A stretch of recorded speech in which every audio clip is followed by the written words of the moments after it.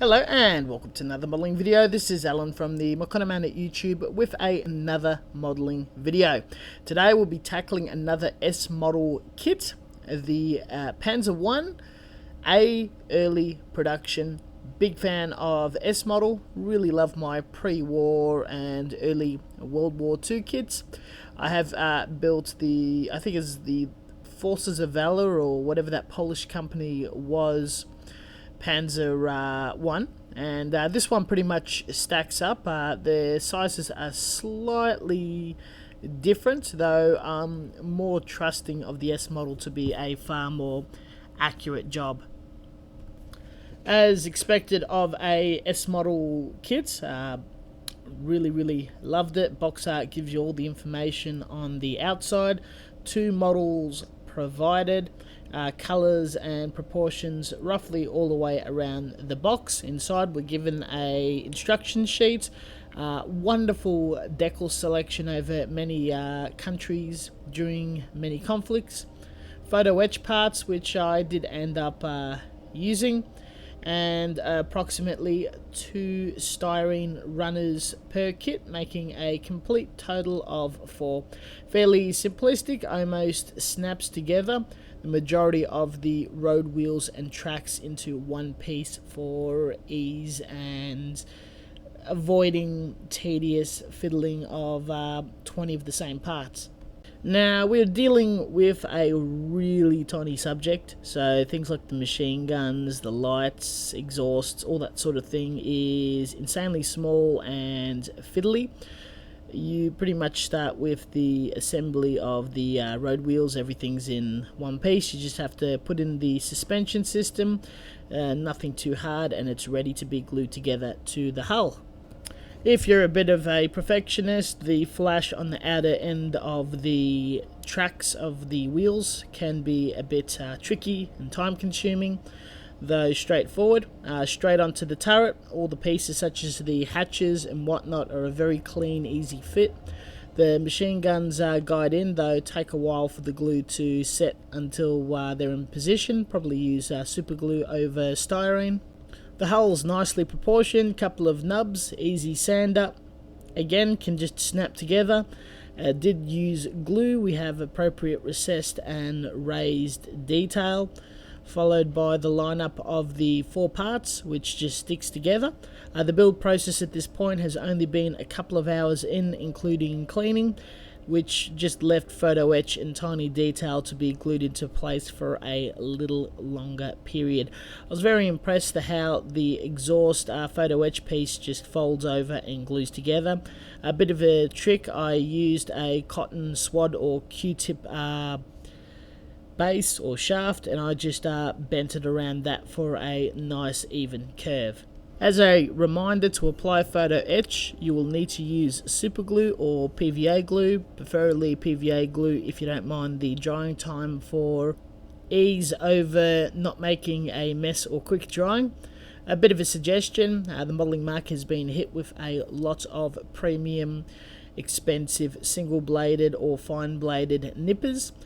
These nippers can be a bit expensive, done by Tamiya, Godhand, a few other brands.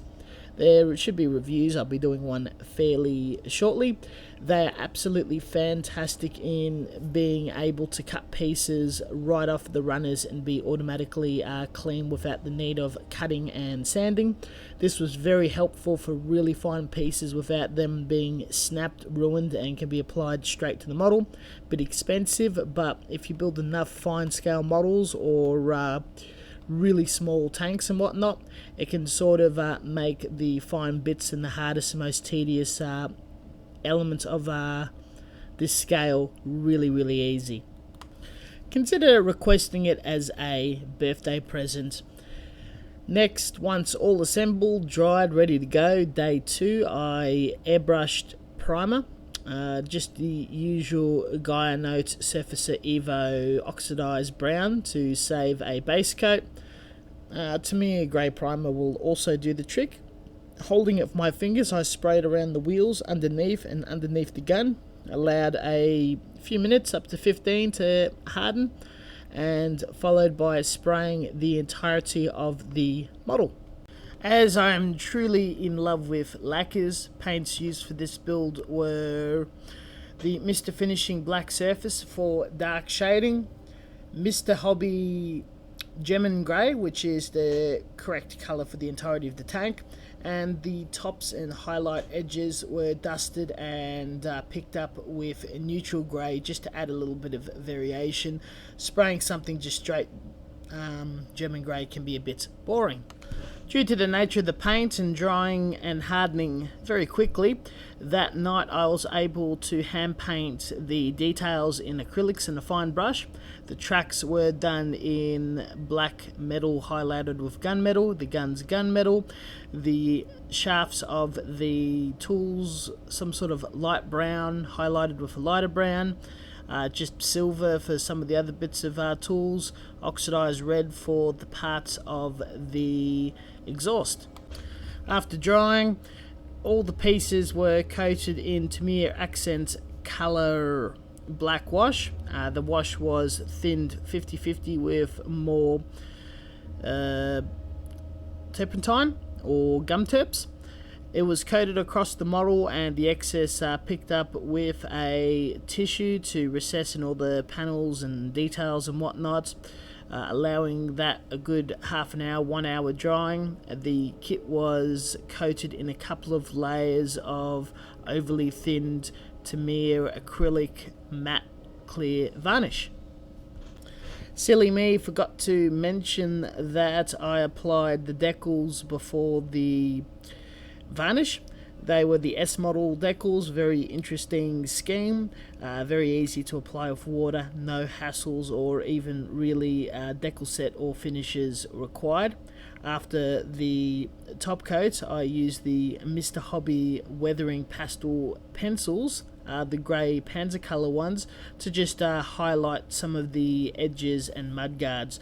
I was aiming for a factory fresh finish, as being an early war thing, they probably did more parading and propaganda work than battlefield stuff, which sort of contributed more to blitzkriegs or the Spanish Civil War and stuff like that. It wasn't too gritty like Eastern Front stuff. Sadly, I did not have any photos. Interestingly enough, I compared this to my earlier Panzer I, and even though it is a slightly superior model in details and proportions, I could see that there is quite a subtle improvement in painting, weathering, finishing my armour. I think just following the instructions and painting him the said flat, historically accurate colours just doesn't really cut it in interest in what draws the eyes. I think using the base of the recommended colours by the brands, followed by highlighting and shadowing with darker colours that are similar enough, makes it more pleasing and interesting to the eye. Even if it does seem a bit overly weathered, it's a lot more fun to own than just a single coated colour. It's a bit fun to experiment, just something that I'm planting out there. You don't have to really go out there, just washes and dry brushing also does the trick, but airbrushing is also fun. This model is not very special. If you are a fan of the really tiny scales, early war, Panzer Is, definitely jump aboard on it. There is a lot of other S model subjects that are probably far more interesting. The build, it was alright. I didn't mind it at all. I would like something with a crazier colour scheme. Could have done research, but that would have gone into the realm of fantasies, which, mind you, I don't mind, but the Gemini Grey look is pretty interesting. I'm pretty happy with the execution of how I finished it, the weather painting, everything. Not special, not competition fodder, but very happy to have this in my collection and display with all my other tanks. Thank you very much for watching, and as always, until next time, stay tuned for more tanks, Gundams, tutorials, whatnot. Got any questions?